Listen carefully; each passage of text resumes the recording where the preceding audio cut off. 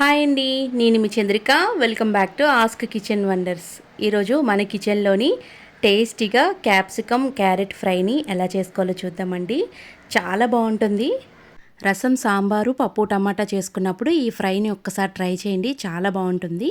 మరి ఎలా చేసుకోవాలో చూద్దామా మరి. ఈ ఫ్రై కోసం 3 క్యారెట్లు తీసుకోండి. అలాగే 2 క్యాప్సికమ్ని ఇలా తీసుకోవాలి. ఇవన్నీ కూడా చక్కగా ముక్కలు కట్ చేసుకొని అదొక కప్పు ఇదొక కప్పు వచ్చేలాగా ఈ సైజులో ముక్కలు కట్ చేసుకొని పక్కన పెట్టండి. ఇప్పుడు ఒక ఐరన్ కడాయి తీసుకొని దాంట్లోకి 1 టేబుల్ స్పూన్ వరకు ఆయిల్ వేయండి. తర్వాత 1 టేబుల్ స్పూను పోపు దినుసులు వేసి బాగా వేయించండి. వేపుళ్ళు చేసేటప్పుడు ఈ పెనాన్ని పెట్టుకుంటే వేపుడు అనేది బాగా వస్తుందన్నమాట. పప్పు దినుసులు ఇలా వేయించుకున్న తర్వాత ఒక ఉల్లిపాయని పెద్ద ముక్కలుగా కట్ చేసి వేసి ఉల్లిపాయలు దోరగా వేగనివ్వండి. ఉల్లిపాయలు వేసేటప్పుడు మీడియం ఫ్లేమ్లో పెట్టుకొని వేయించుకోండి. ఇలా కొద్దిగా వేగిన తర్వాత 2 రెమ్మల వరకు కరివేపాకు వేయండి. ఫ్రైలోకి కరివేపాకు కొద్దిగా ఎక్కువ ఉంటే బాగుంటుంది, కొద్దిగా ఎక్కువే వేసుకున్నాను నేను.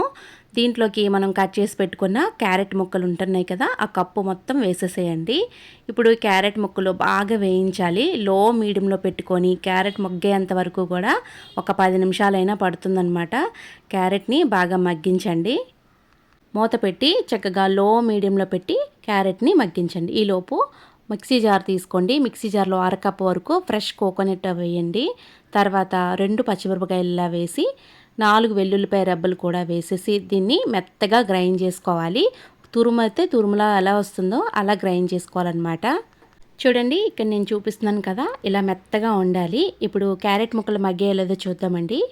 చూడండి, ఇక్కడ మూత తీసి చూపిస్తున్నాను. క్యారెట్ అయితే మనకి హాఫ్ వరకు చక్కగా మనకి మగ్గిపోయాయి అన్నమాట.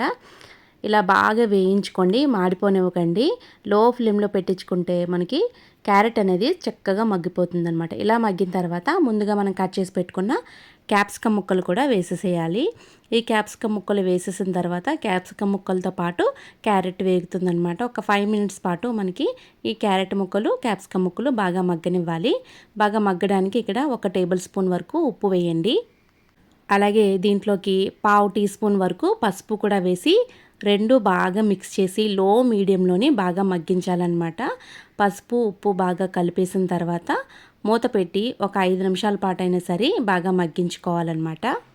ఆల్మోస్ట్ మనకి ఫ్రై చేసేటప్పుడే చక్కగా మగ్గిపోవాలండి. చూడండి, ఇక్కడ క్యాప్సికమ్ ముక్కలు అలాగే క్యారెట్ ముక్కలు బాగా మగ్గిపోయాయి కదండి.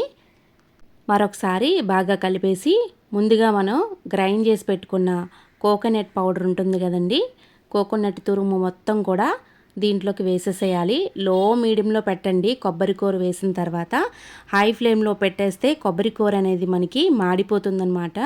లో మీడియంలో పెట్టుకొని కొబ్బరి కూర వేసిన తర్వాత మరొక 5 నిమిషాల పాటు దీన్ని బాగా వేయించాలి.